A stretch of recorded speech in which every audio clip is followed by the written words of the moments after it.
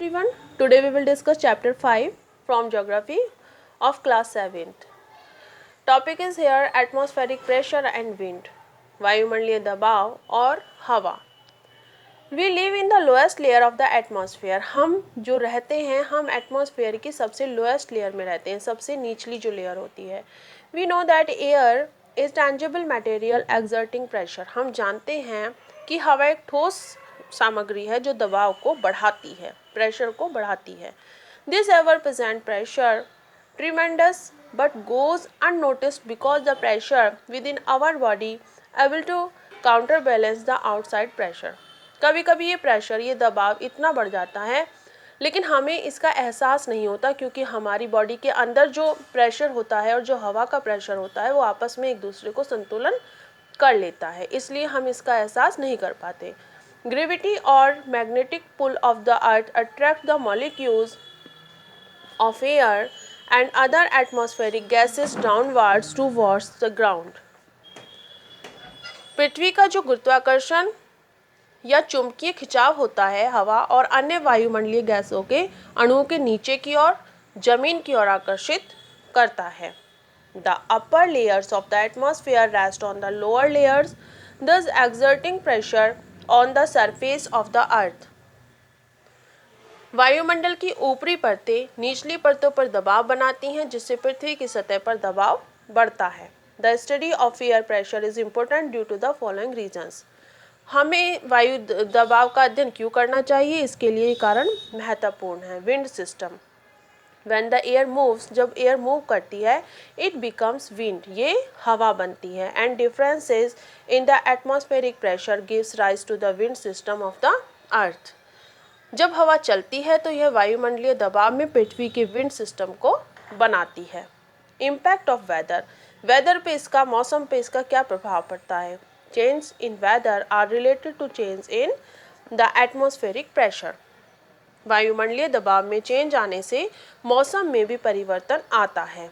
Air movement upward and downward cause due to differences in pressure creates cloudy और clear skies brings rain of और fine weather.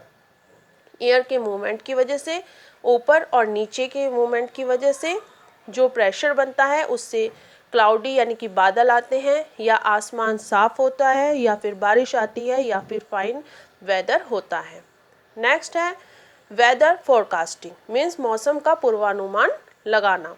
Changes in air pressure give important clues in forecasting weather. हवा का pressure जब change होता है तो वो एक क्लू देता है फोरकास्टिंग वेदर के बारे में, यानी कि मौसम का जो पूर्वानुमान लोग लगाते हैं वो इसी के थ्रू लगाते हैं. Next is factors affecting atmospheric pressure. वायुमंडलीय दबाव को प्रभावित करने वाले कारक. एटमॉस्फेरिक प्रेशर डिपेंड्स मेनली इन टू फैक्टर्स. ये एटमॉस्फेरिक जो प्रेशर है वो 2 फैक्टर्स पर, 2 कारकों पर डिपेंड होता है. First altitude. ऑल्टीट्यूड मीन्स ऊंचाई. The pressure exerted by the atmosphere decreases with height और ऑल्टीट्यूड. प्रेशर, आप जब ऊंचाई पर जाएंगे तो हवा का जो दबाव होता है वो कम होता है, डिक्रीज होता है, घटता है.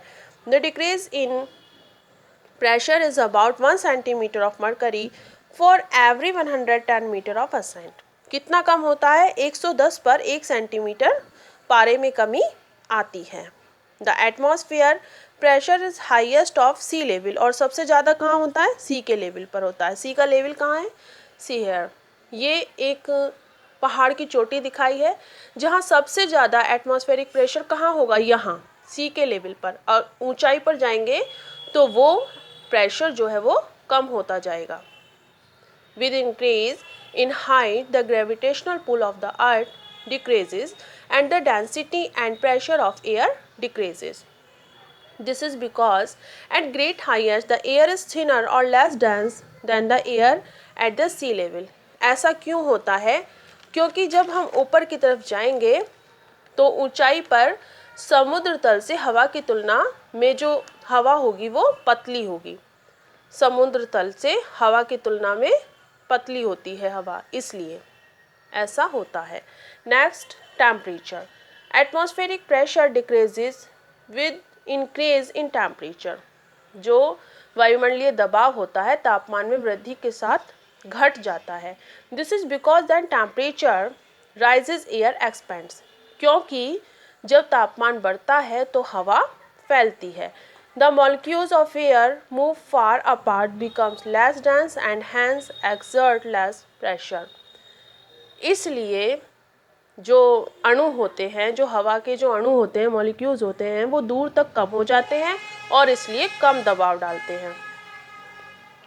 मेजरमेंट ऑफ प्रेशर, दबाव की जो माप होता है, दबाव का माप।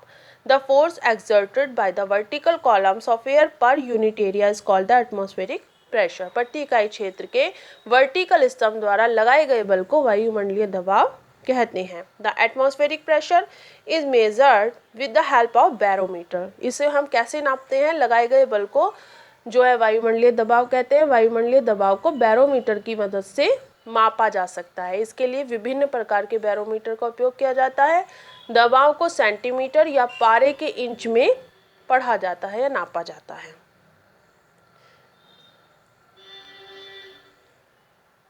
Another pressure unit is millibar. दूसरी जो यूनिट है दबाव को नापने की, उसको हम मिलीबार कहते हैं।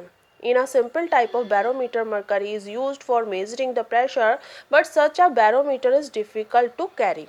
एक साधारण प्रकार के बैरोमीटर में पारा होता है, इसे दबाव को मापने के लिए उपयोग किया जाता है, बट इसे कैरी करना मुश्किल होता है। क्यों? क्योंकि इसमें पारा होता है। नाउडेज एनोराइड बैरोमीटर का उपयोग वायुमंडलीय दबाव को नापने के लिए किया जाता है। It is easy to carry because it has no mercury column in it, क्योंकि इसमें पारा नहीं होता है। Thank you very much.